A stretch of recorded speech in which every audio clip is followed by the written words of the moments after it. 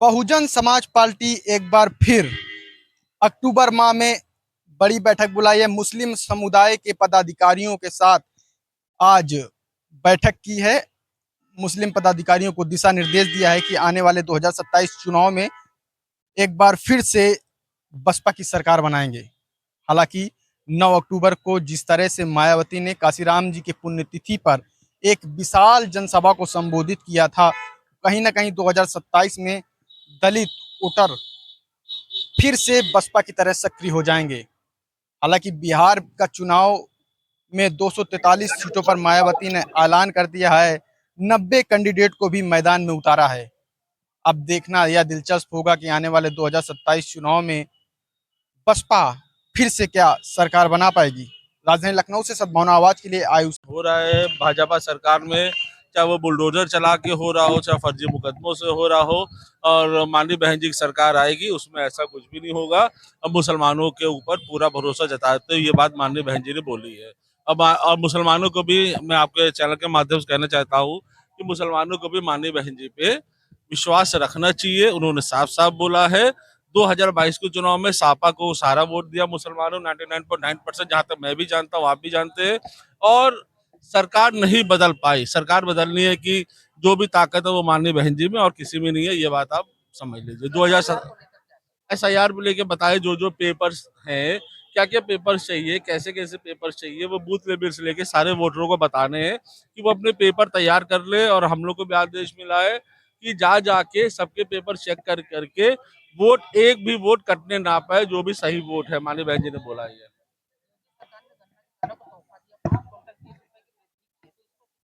क्या, सॉरी, फिर से? योगी सरकार ने किसानों को तोहफा दिया है, 10 कुंटल 30 रुपए की, हाँ, इसको किस तरह से देखते हैं आप? तोहफा दिया है नहीं दिया है, ये अपनी चीज अपने देते। जीएसटी बढ़ा के जीएसटी घटा देते, दूध पे जीएसटी बढ़ा देंगे, घटा देंगे, वो सब फालतू बातें, छोड़ दीजिए, सब उससे कोई मतलब नहीं है।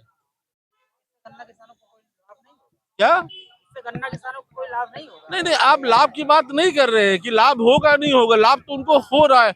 आप लॉलीपॉप मत दीजिए ना यार सबको। आप राशन क्यों बांट रहे हो यार? आप उनको काम क्यों नहीं दे रहे? आप उनको नौकरियां क्यों नहीं पैदा कर रहे हो यार? रोजगार क्यों नहीं पैदा कर रहे हो? आप फ्री में बांट रहे हो, क्या उनको गुलाम बना रहे हो आप? ये गलत बात है। देखिए, आज माननीय बहन जी के निर्देश पर मुस्लिम समाज भाईचारा संगठन जो मंडल स्तरीय 2 संयोजक बनाए गए हैं, उसमें एक मुस्लिम समाज के हैं, एक एससी समाज के हैं। ये दोनों हमारे मंडल के संयोजक जो होंगे वो विधानसभा स्तर पर संयोजक बनाएंगे और फिर गांव-गांव चौपाल बैठक करके वो अपना काम करेंगे। माननीय बहन जी ने यही बात कही है कि मुस्लिम समाज भी हमारे बहुजन समाज का एक अंग है और माननीय बहन जी के सरकार में सर्व समाज के साथ साथ मुस्लिम समाज का भी पूरा ख्याल रखा गया है। मुस्लिम समाज के लिए भी बीएसपी गवर्नमेंट में कहीं एक भी दंगे नहीं हुए हैं, जबकि वहीं पर जो समाजवादी गवर्नमेंट रही है तो उसमें तमाम जगह दंगे हुए हैं, लेकिन बहुजन समाज पार्टी में ये नहीं हुआ है।